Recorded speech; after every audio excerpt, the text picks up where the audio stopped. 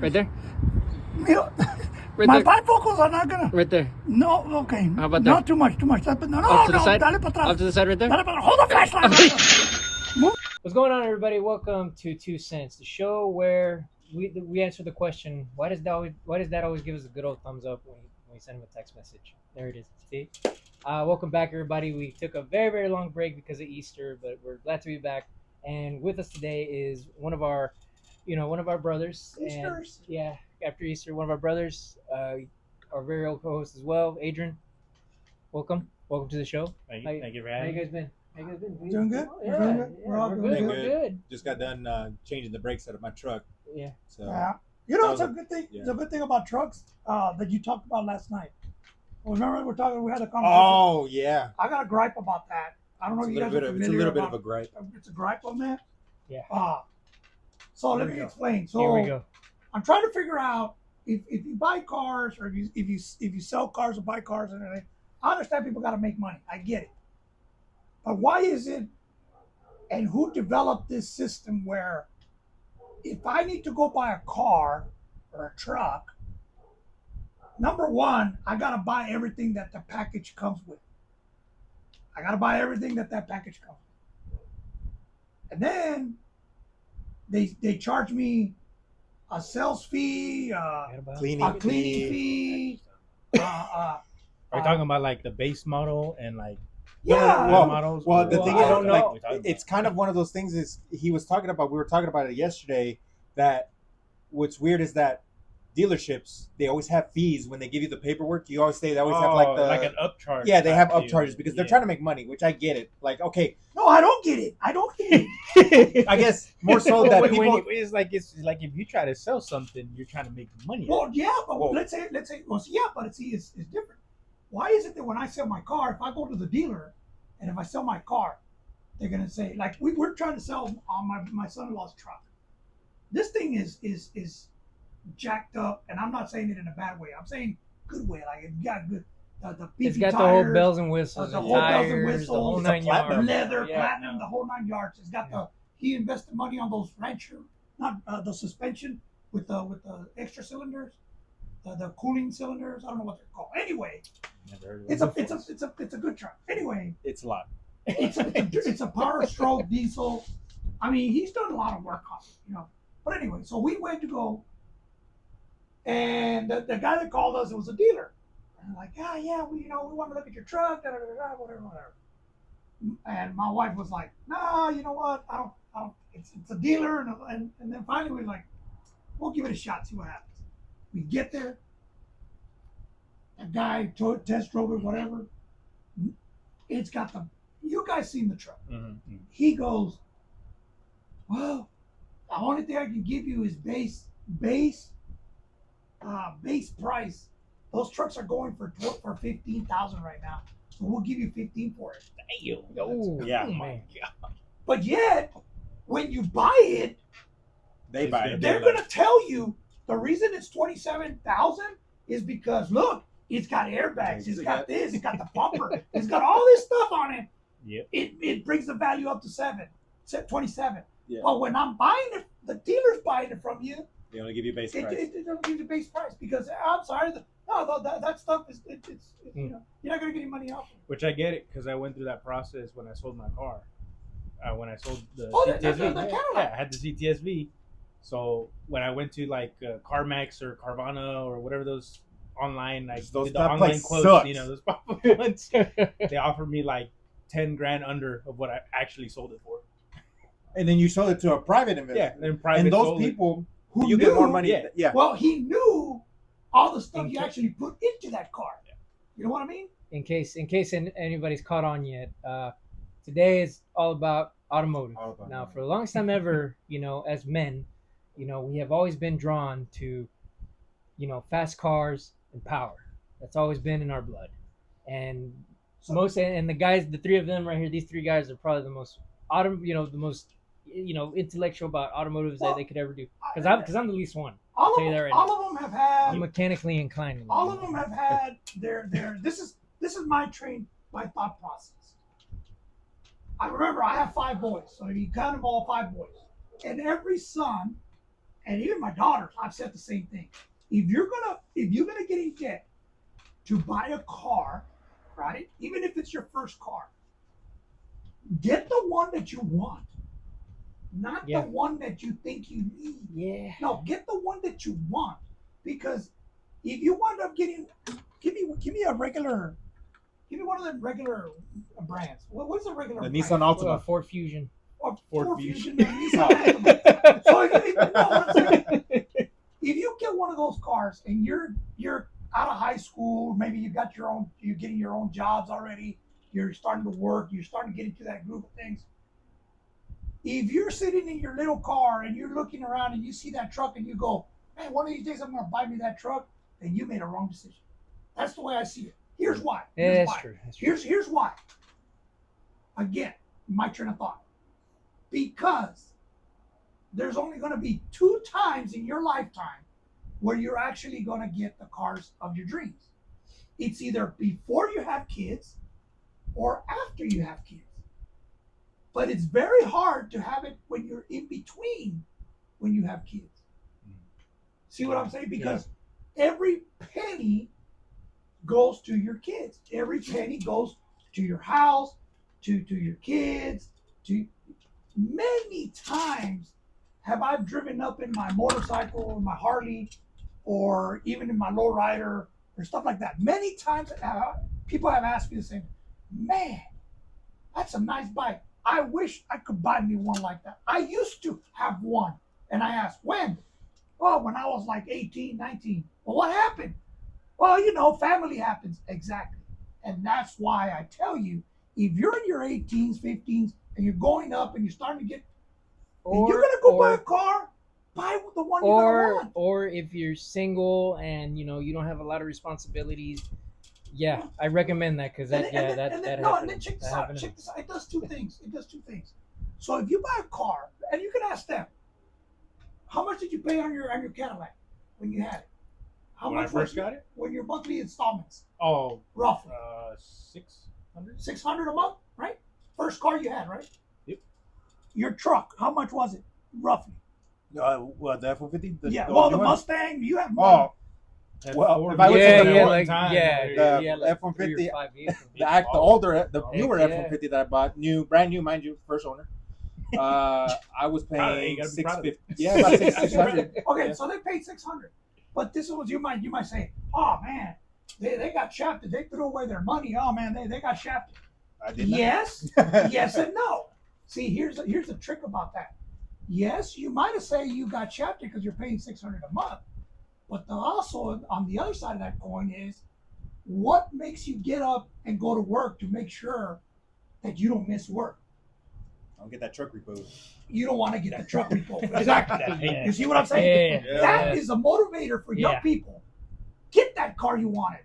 You can't see it right now, but my other son, the car is behind the camera. It's in my other bay of the shop. Yeah. It needs a motor. He blew the motor in it, but it's an Infinity, and that was one of his. I think it was the second car that he got. It's third, actually. Third, was it? Was Yeah, it third? yeah, Okay. it's third. But he got an Infinity. Beautiful car. Brand spanking new. And this thing is beautiful, and it's well kept. We just need to swap the motor out. But he bought a truck now. He's got a 4x4 now. So my son in Del Rio, he's got a Dodge, 4-door Dodge. Shout out, Jesse. Lifted. Jesse, they got their cars. Why do I keep telling that? Because that's when you walk out of your house and you jump into your truck, and I love my truck. That's going to motivate you to go do your job. Yep. You see, it's a job. So parents, stop trying to tell you, oh, be conservative, buy a Honda, one of them, what do you call them, little cars? Buy a On the Civic. buy a Honda little Civics car. and It's fuel efficient. Sedan, yeah. It's going to get you. You can always get that car later. Trust me. Screw that. Get the car now. Get the car now. Work hard. If you got to get 2 jobs, they get 2 jobs. I had 3 to get what I wanted. But that was a motivator. Yeah, if you can, and in my opinion too, is like when I was younger, my first actual buy was that Lightning. back in Yeah. high school. Yeah. Now, what I did was I worked 2 jobs during the summer when I was in high school. I worked 2 jobs in the summer. Mind you, I was going to college too at the same time. And dude, it was horrible. But I raised enough money to get that damn truck. I knew it. I was like, this is worth it. It's gonna be worth it. And that was my first big purchase. Then later on in life, I started to see, oh, I want a Mustang. I got my Mustang. Sold that, got another Mustang, and then sold that, got my other truck. So it's like But it see, wasn't after a while, see, because back to I back. had not back to back. I had like 5 vehicles at the same time, but that's not the point. The I had- point is I got it. I had the truck that I wanted. I had a 4x4 when I first when they were not even born. I got a 4x4, the truck that I wanted. I had all the vehicles that I wanted, but that motivated me. That I wanted to have my trucks. I wanted to have my things. That motivated me, to keep going, learning, do more, and that's what I'm trying to get at is get motivated to do more. Don't just and if you try to play it safe, where you know what, I'll just get this little. It takes me from point A to point B, and every day that you sit behind that car and you look and you see that mamalona driving by, you know what I mean? Exactly. You're gonna go, man, one of these days I'm gonna get one. Yeah. Well, we don't. Yeah. We don't do that because when we've had to. So you get it out of your system. Now you concentrate on the next phase of your life. Yeah. You know. Yeah. That's just the way I see it now. Now, as far as like cars go now, hate to. carburetor all the way, baby. That's all I gotta tell you. That's all I gotta say I about hate that. to. I will say. I will say. I never. I'm sorry. I No, didn't mean to interrupt. go for it. I never got your. I never got your. Huh? Go ahead. No, I ain't going ahead. Oh, okay. What? Nah, He likes to make fun of. Oh. So the youngest one always makes fun of us, right? So if you don't see, JJ would kind of get stuck on one word for a little bit, and then Adrian's like, "Go ahead." Go ahead. Well, I was trying to Go ahead. I didn't get stuck on one word. You said it like Oh, 4 man, times. you know, as a kid, because I'm the oldest, I used to pick on him a lot, and then now, years later, when they grow 2 feet taller than you, it comes to bite you in the butt. So that's what I'm getting at. Anyways, what you were saying? You were saying. So I don't think we ever talked about it. Since you bring up the whole carburetor thing, you really don't like today's cars? It's not that he doesn't like them. It's not that I don't like them. I just maybe because, again, depending on how do I put it, my path, I was working on cars a lot growing up because I had to. I didn't have the money to take him to a dealer, or I didn't have the. To shop. I just worked on my cars. Yeah. So I learned. Y'all gonna lie, and my dad. So my dad had an F-150, a '78 model, extended cab. My brother Freddie, he knows what I'm talking about. He literally had it was a straight 6, okay, a straight 6. I literally had spare spark plugs all over the house. So I would get home from school. This was our routine. If I get home from school and I will clean, when my dad got home, I had new spark plugs clean. And then I would take the ones in the back of his toolbox and put the new ones that I just cleaned in the back of the toolbox. And you ask, why? Here's why. Check it out. So the old spark plugs, I would get them cleaned up. I would take another set, change the spark plugs on the truck that night. Every day.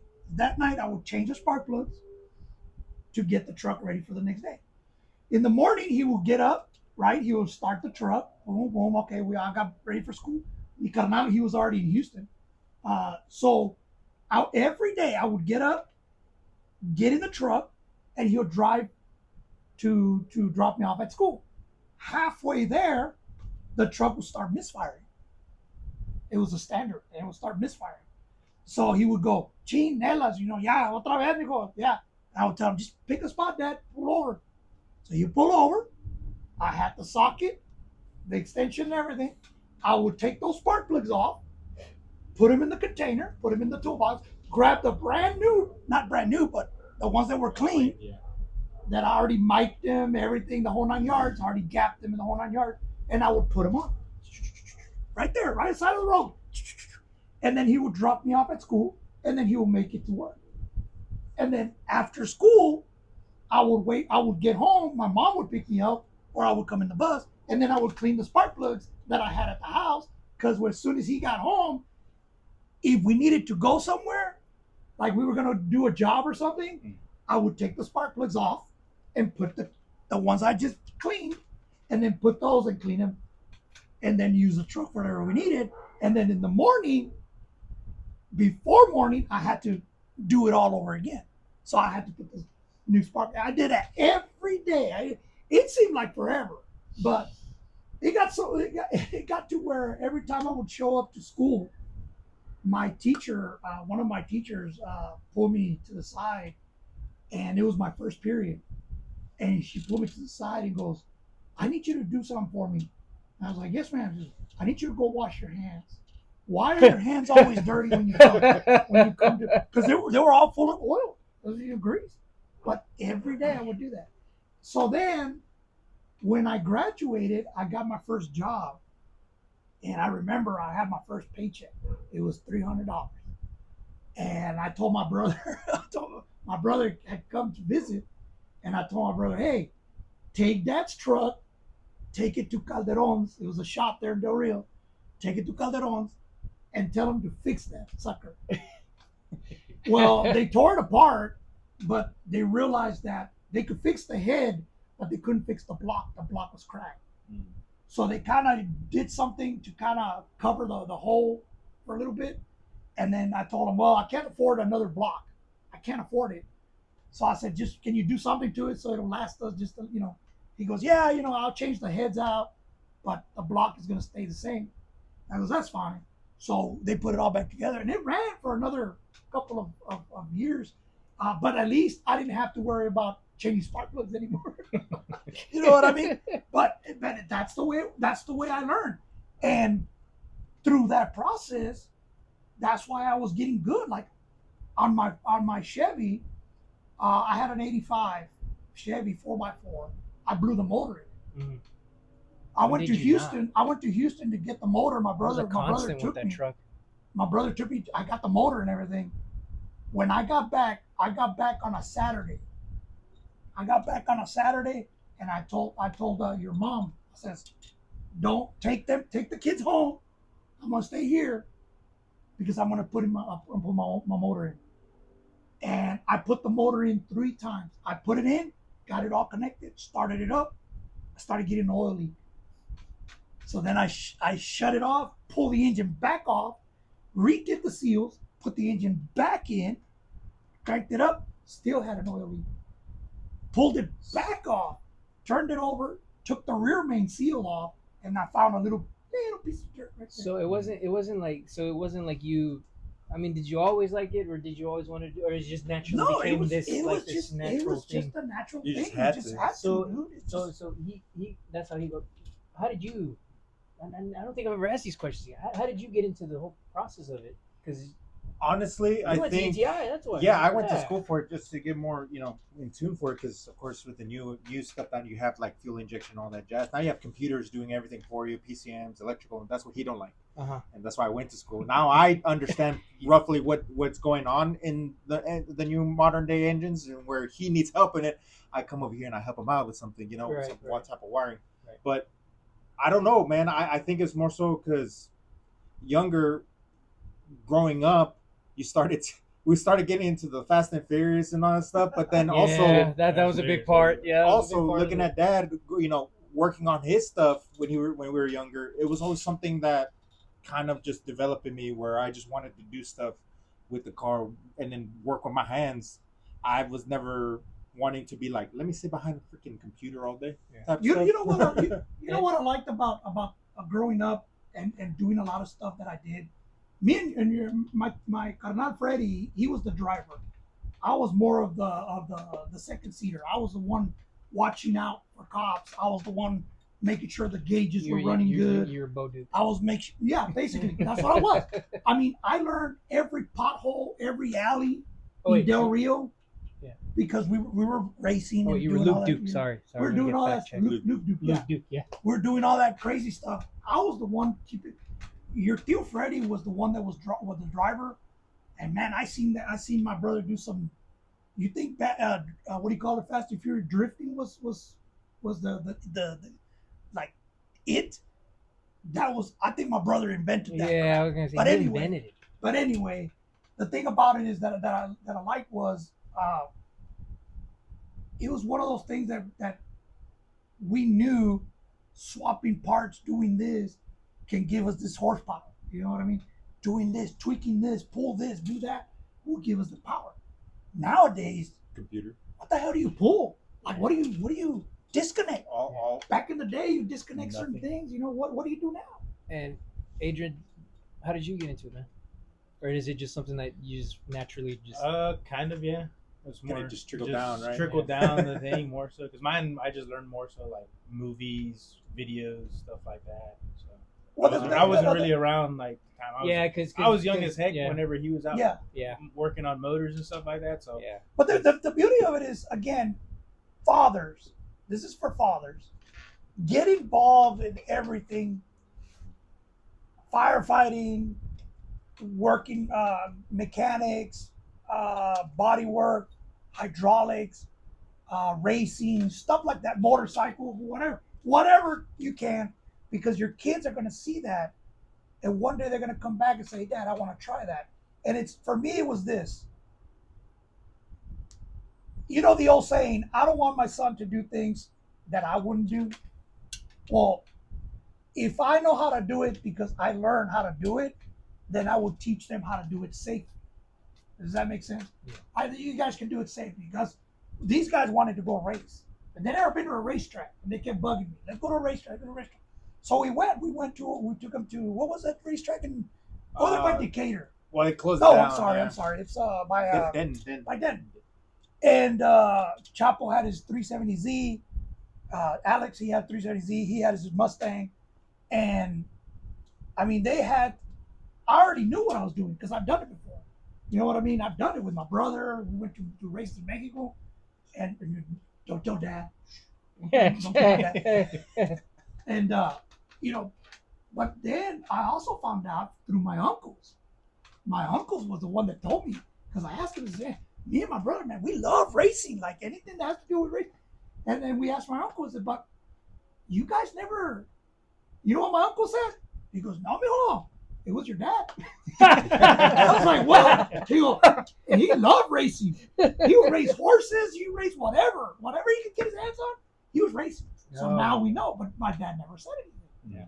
But that's where we got it from. But the beauty of it is that I can pass it on, the experiences that I have and the knowledge that I have. So fathers, you can actually help your child, because you're going to learn. You did it. If you did it, you're going to know what not to do and what to do. And you never know when you might have someone that is successful in whatever it is that they're doing. And even the basic fundamentals, because like I said, these guys picked it up more than I would ever do. I picked up other things that he did. But he picked up bull riding. Yeah. So that's another one. See what I'm saying? And then, but I didn't want him to do it unless I was there to train him and show him exactly what to do, what not to do, what to look for, and what to expect. Yeah, but even the fundamentals when it comes to automotive, like I can change oil, change a tire, do anything like that. Like at least those fundamentals will stick to them, because then they're not on the side of the road trying to call AAA, for a simple tire. So, but that's even that. So yeah. Well, and then to me, and also it comes with being patient. That's also something that I had to learn, because of course, I think we all do have the patience of our father.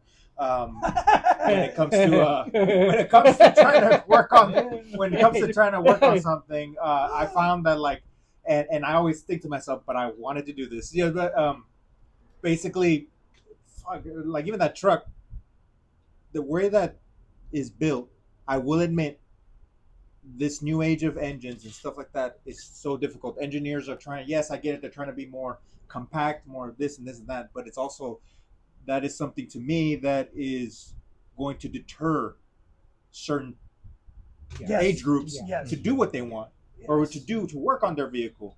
that's what I envy from my dad's time. That I have this drive to work on trucks, but Well, he also worked with Henry Ford. he built car. he built the He was Model there. T, I think. Yeah, he was in the Model T. but so. no, and then going with and then passing it. I think I kind of try to motivate Adrian here to do more because he has his truck. Once you got your Lightning and Yeah. stuff like that, I would say for sure you probably have a big influence in getting into it. Yeah, 'Cause so you'd always take me to the drag strip and stuff like that, and we'd always go to Mexico and do some racing there too. yes, in Mexico. In Mexico. In Mexico, What? yeah. What? What? Now I'm finding that. Well, at least they did it safely. Yeah. But yeah, But I will Close tell you quarters. though, because we're running into this problem with the Chevys that we have, an oil pressure problem, Wouldn't have an issue with Ford. and that's my issue. My issue is like back in the day, a regular 350 block, right? 350 block, you could put your oil sensor wherever you want it, and it give you the oil pressure that you needed it. You can change the oil pump, easy peasy. nice. Now, I've looked everywhere to try and reposition that oil pressure sensor, and there is none. The only thing you can do is add an adapter to put it in that same position. But it just helps you to get so you can Easier to. Easier access. Easier access. Easier access. That's yeah. it. Back in my day, dude, you put it right there, smack right there by the oil filter, because that's where you got your best pressure. Boom, right there. You know. True story, real quick. So one day, your Tio Freddy and I, we went to Mexico. He had a car, and I told him, "Carnal, we lost that one because of you." I'll be honest. We need I will be honest. we need Uncle Freddy to We- confirm Fact check that. that. Yeah, we need to fact check that. Hey, put him on the phone. Put him on the phone. Bring that up, Jamie. Mira, he when we left, I told him we're not gonna race because we want to go to races. But I said no, we're not gonna race. No, we're not gonna race. He goes, no, we're not gonna race. We're not gonna race. So because we didn't race, well, we didn't check the car. Like we didn't do any checks. You know, we didn't do no checks. We just went, right? When we were sitting there watching the races, your Tio Freddy siempre, God damn, he's like, you know, all right, man. You know, he started revving the car and stuff. And man, that car, I mean, it was a Buick Century, man. That car could move. And he revved it a little bit and everything. It was lightweight, just the right length. You know what I mean? I mean, it was smooth. And so this guy walks up and he tells your Tio, so what? You want to race? And Tio, my carnal was like, I don't know. We didn't even check the car, man. And he goes, man, come on, let's check it. You know, we can race it against mine, whatever, just for fun. So I was like, the hell with it, let's go. And as soon as he said that, I'm like, God dang it. It's always the mechanic. Again, It's always man, the mechanic that goes. We didn't check anything. So we go up, we get to the starting line, he's getting ready. And I told him, I said, Carnal, you didn't even check the oil. we didn't even check the oil on this thing, right? So we're getting there, we get to the starting line, right? Boom, boom, boom. We're all set. I'm in the passenger side. And I know my job, right? I know my job. So he's there, he's concentrating on the flag, right? Back then we didn't have lights. I mean, not that we were where they didn't have electricity. It was just. Oh, we didn't okay. have the Well, you got to clarify. We don't know what oh, century it wasn't because you were at, man. we had light. We had After electricity. you created it, or We just never mind. Yeah. Anyway, You installed it. That's what you're at. so we were ready there, and the guy's there with the flag, right? And he's like, you know, getting us ready, and he's revving it up and everything, and then bam, he drops it. And man, your Tio Freddy, I mean, how could I put it? He nailed it. That he jumped. I mean, he jumped perfect. Got him on a full car lane, off the line, a full car lane. And you know, again, because I'm on the passenger side, the guy, my dad taught us that. Never take the side where you can't see. If you're gonna race, Never take the side you can't see, right? So, but because there's two of us, he don't need to see. That's my job. My job is to see, not his job. His job is to concentrate. Now, if you're by yourself, never take the light you cannot see. That's why you take the light you can see. You see what I mean? So anyway, so he jumps it, boom, dude. Got him by a car length. And I knew we had him. Like as soon as he took off, I'm like, oh, we got him. Like it's ours. It's in the bag. We take off, boom, the guy's catching, he's trying to catch up. And then we're coming down because it's like the track was like this. So we're coming up to the mid. Now back then we did actually quarter mile, not the eighth of a mile. So we came down to the middle and we got him by a whole car length. Like I could see his bumper towards the backside. I mean the hood of the guy's car. But the problem is now I'm looking at his gauges, right? Because that's my job. I'm looking at him, looking at his gauges, looking at him, looking at the gauges. Now I'm calling it to him. I'm calling it to my brother. We're good, because I'm looking at the gauges, right?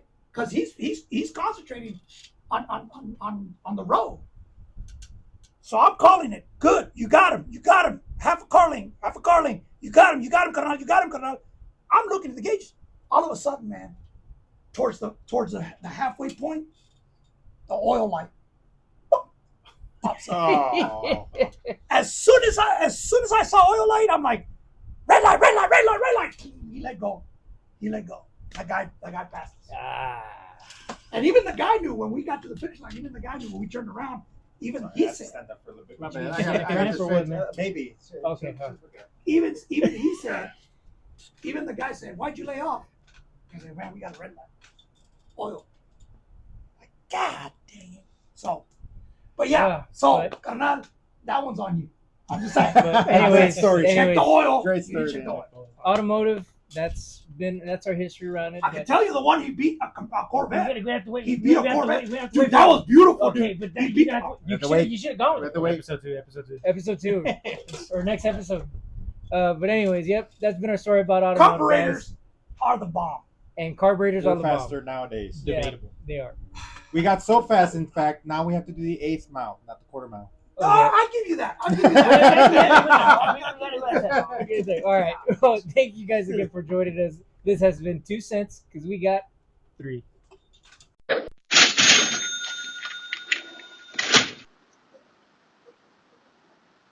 That's hot.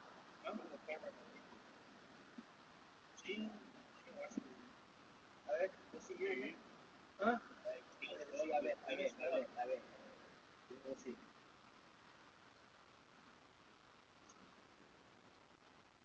That's weird, dude. You even cut a clean here. Seriously? You're looking at each other's ear?